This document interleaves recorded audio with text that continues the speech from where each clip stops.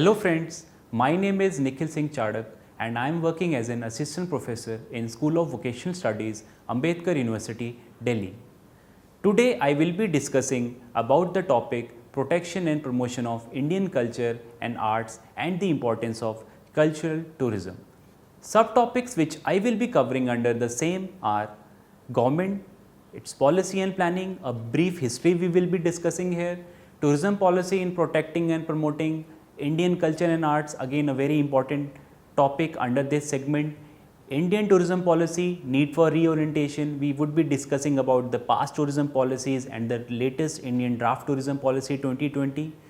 And finally, we would be discussing about the suggestions and the recommendations.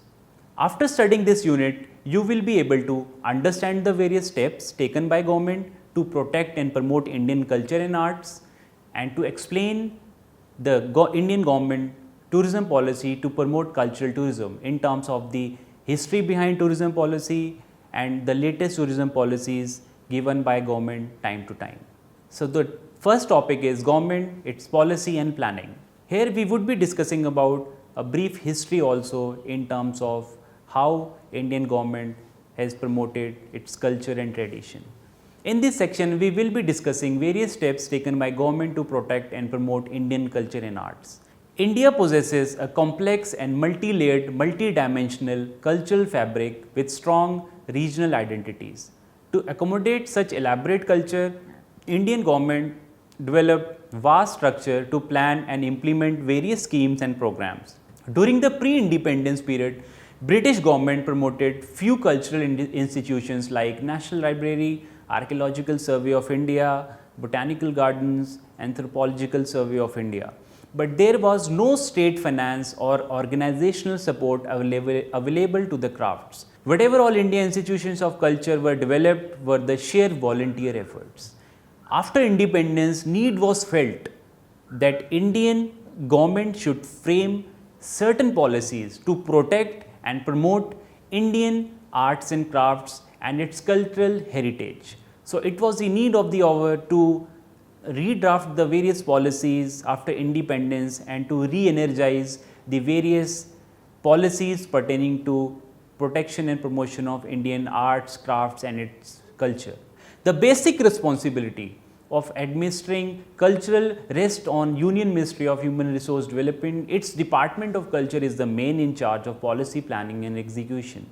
It maintains and directly administers certain cultural institutions like Archaeological Survey of India, National Museum, National Library, National Archives, National Gallery of Modern Art. Besides, it provides financial support to a number of autonomous bodies and also to volunteer efforts in literally performing and plastic arts.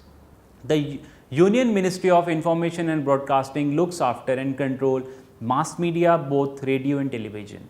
It also administers Directorate of Advertising and Visual Publicity with the aim to disseminate cultural heritage to the masses. It has also two publicity units, Press Information Bureau and Directorate of Field Publicity. Besides, its Song and Drama division looks after the entertainment of large audience.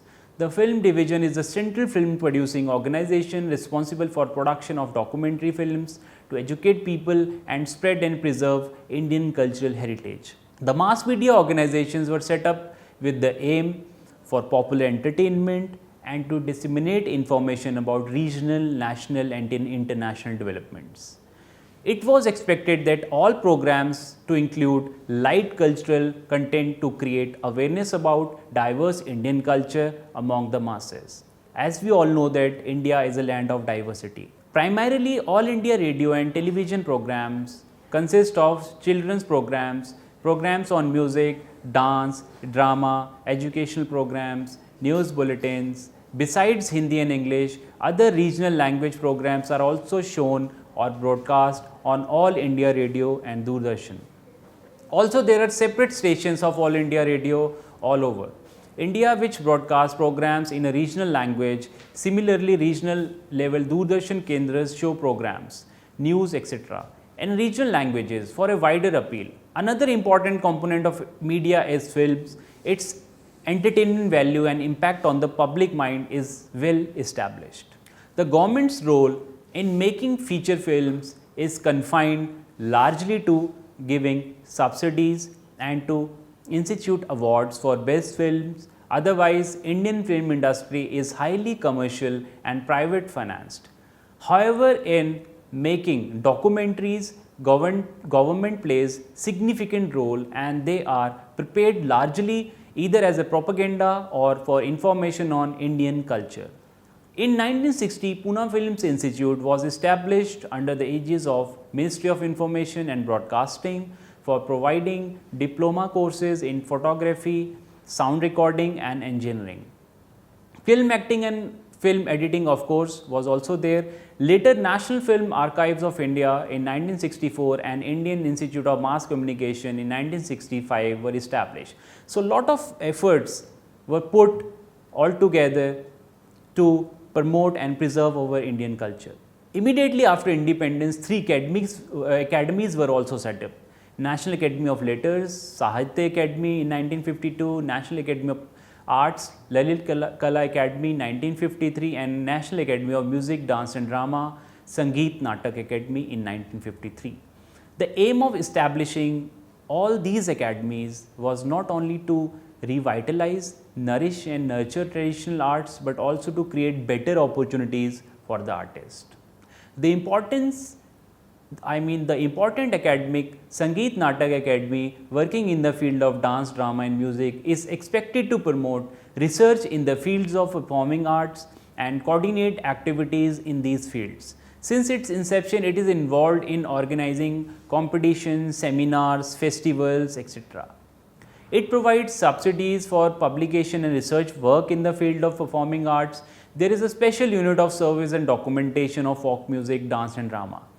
Annual awards are given by the Academy in the field of classical music. It has established three national institutions: National School of Drama, a very important school in context to our culture, Manipur College Dance and Kathak Kendras to provide training in various fields of performing arts. Museums are also established to conserve and preserve artifacts and to serve as a center and public education and recreation. They also organize small exhibitions, particularly to educate and create awareness about cultural heritage of India among school and college students. They are also used for research purposes. They regularly publish guidebooks and information bulletins. However, there is still great need of better training facilities for this purpose. There are 16 exclusive site archaeological museums where artifacts of various archaeological sites are preserved. In this regard, one can name Indian Museum, Calcutta, Prince of Wales Museum, Mumbai, National Museum, New Delhi and Salarjung Museum, Hyderabad. To preserve the extinct tribal culture, government has set up various museums where living tribal culture is preserved. Manav Sansthan of Bhopal is a unique attempt in this direction. Similarly, in New Delhi, a separate Adim Jati Sanglyan was set up where not only various tribal traditions are preserved and depicted through visuals, but it also coordinates with various tribal groups for the development of various tribal communities. The Government of India as well as various state governments offer grants to museums and formulate policies related to their management and functions in order to further promote our culture at a global level.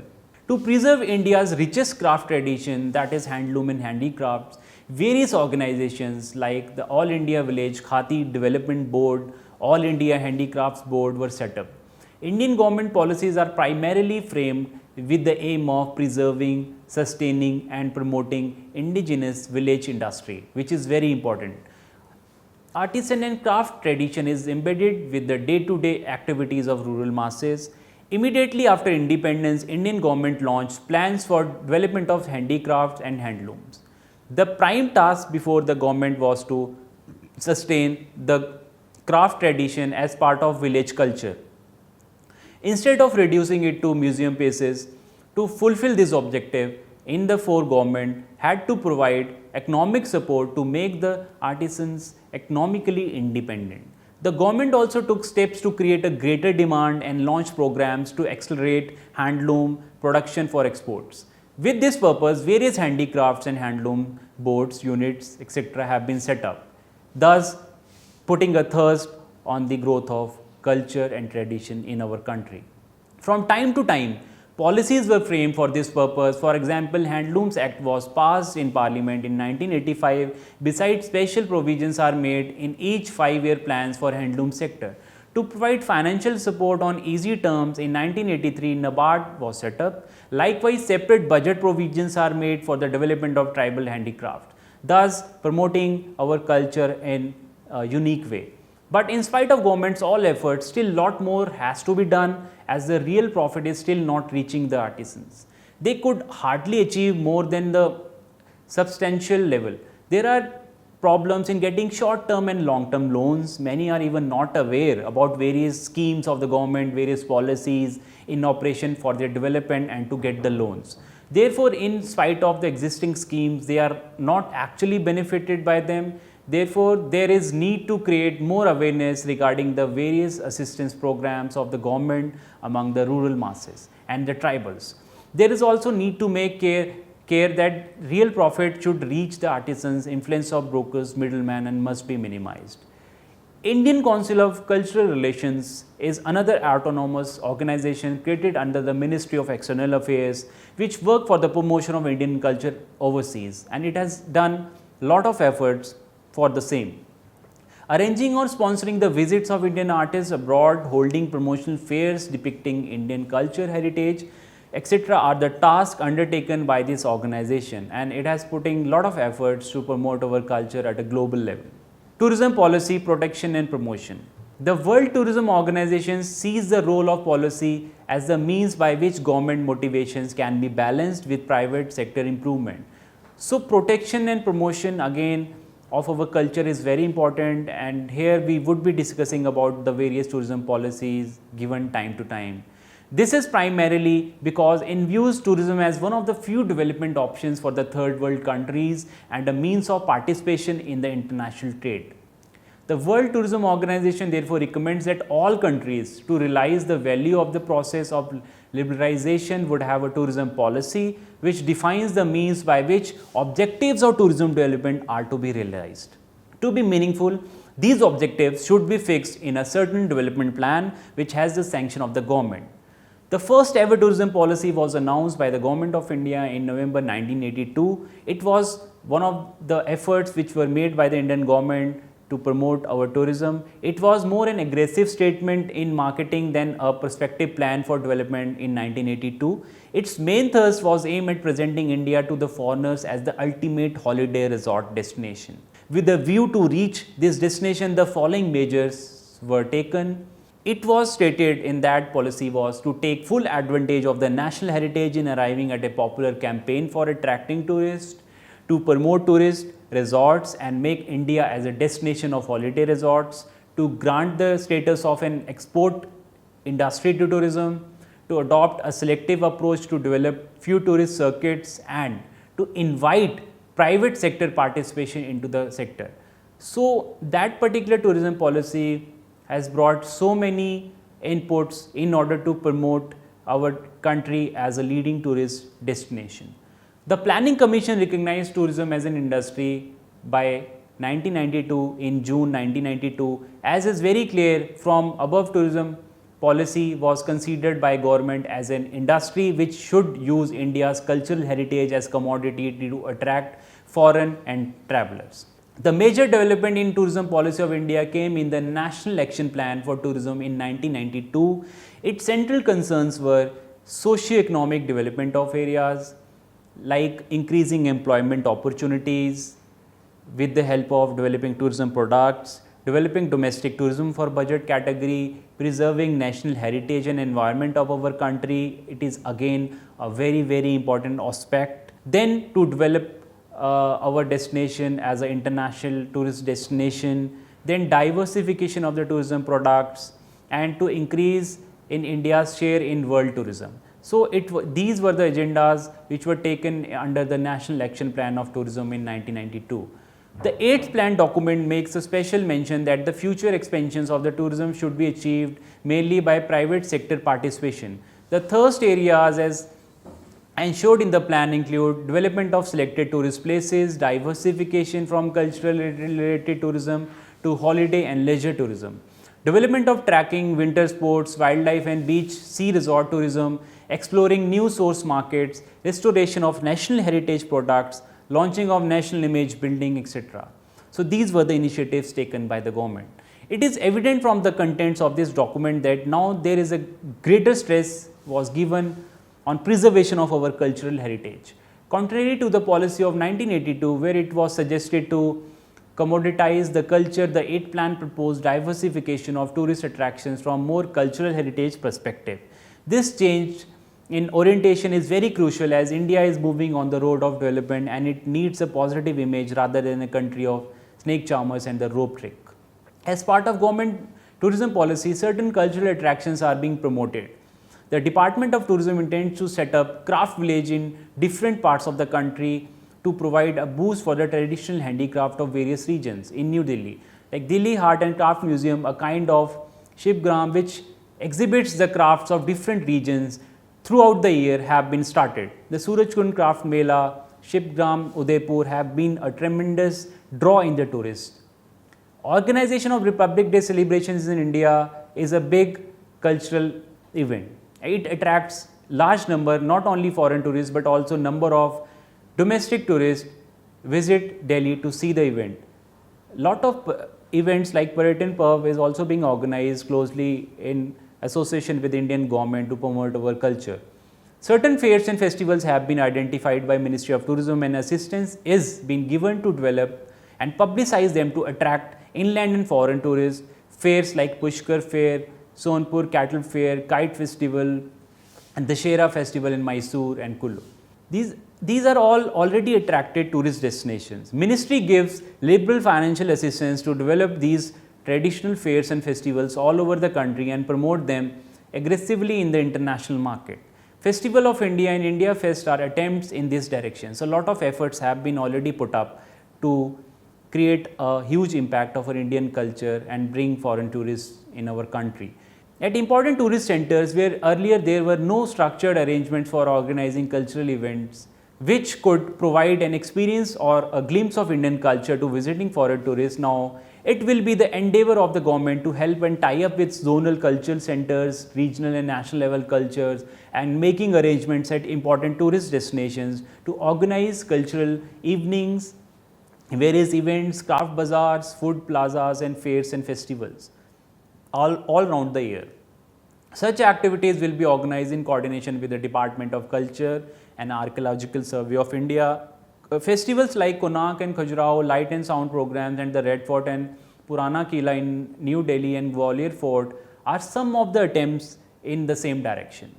Tourism policy need for reorientation. So, this is again one of the very important topic which I will be discussing now.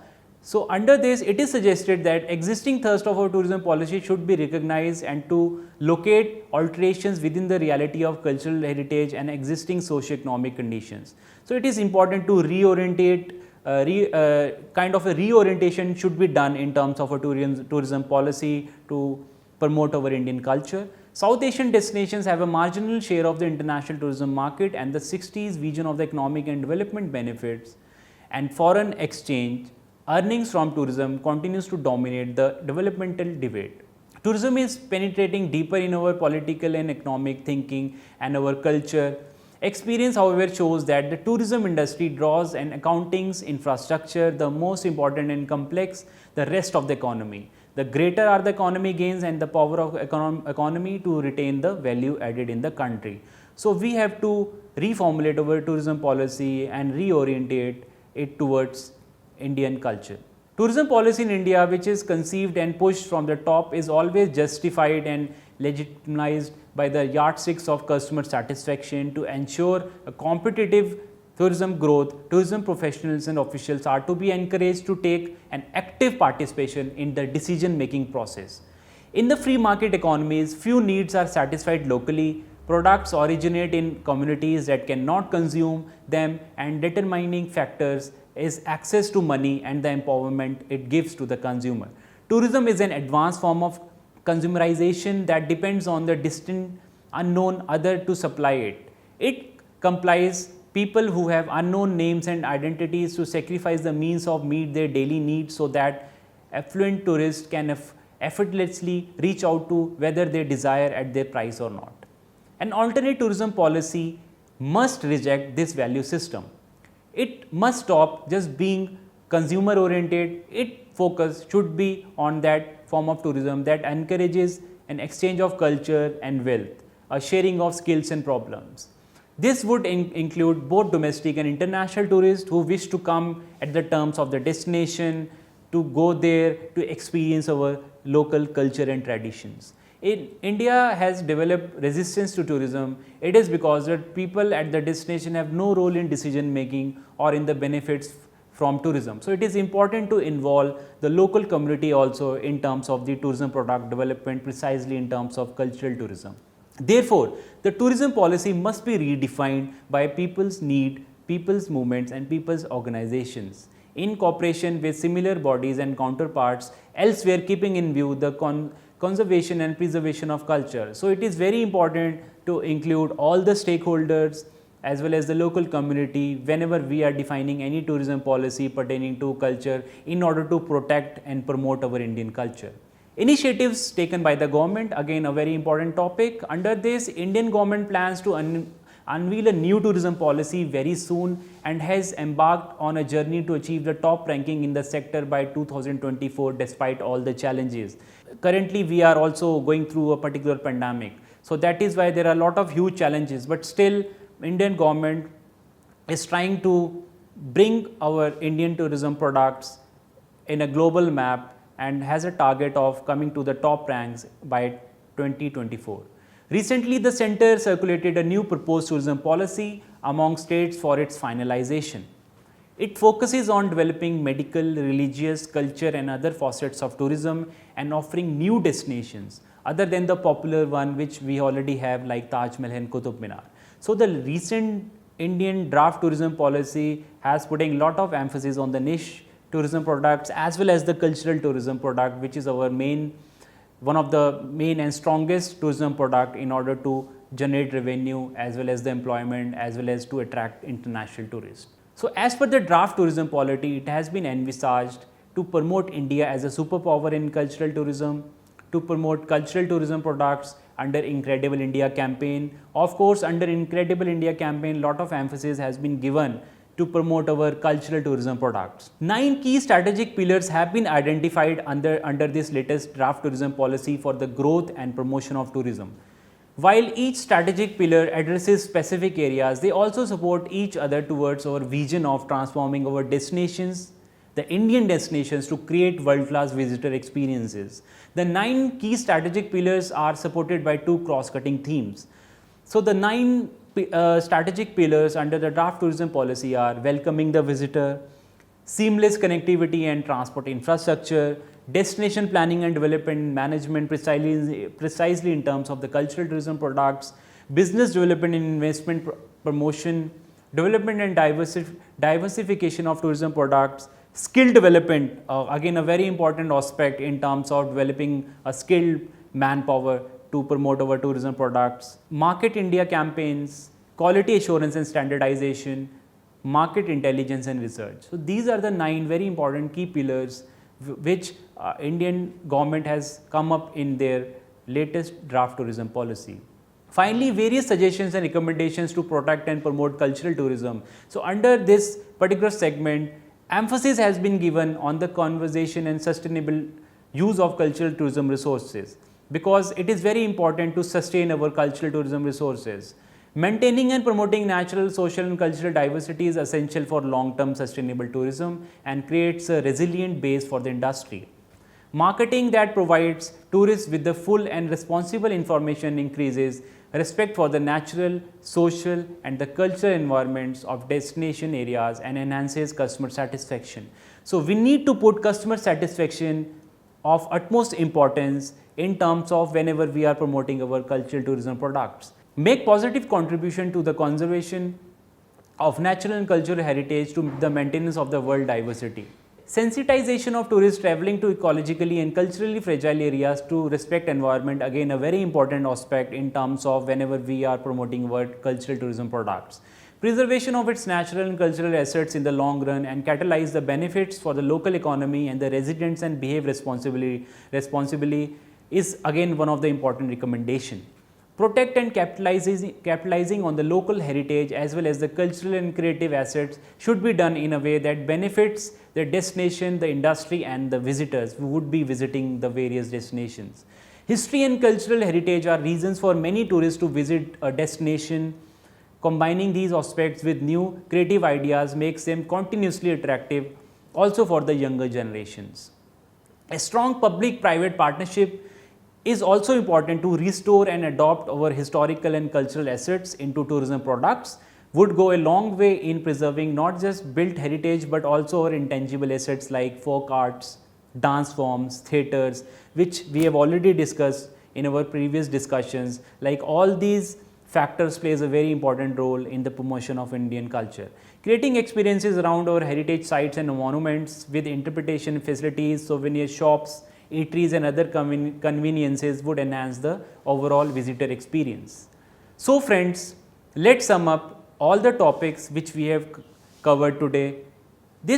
Under this particular unit which we have discussed today about the various government policies, we discussed about things regarding protection and promotion of Indian culture. We spoke about the history, the background before independence era and after independence era. We also discussed about the various tourism policies pertaining to the preservation of Indian culture, which is the need of the hour to sustain our Indian culture and at the same time to give full satisfaction to the visitors who are visiting. A need for the reorientation of the Indian tourism policy was also set up and discussed, as a new draft tourism policy has already come up and lot of things and discussions have been going around recently in order to reorientate our tourism policy. Finally, latest developments in context to cultural tourism as well as various recommendations given by latest tourism policies which have been given by Ministry of Tourism lately have also been discussed. Thank you very much.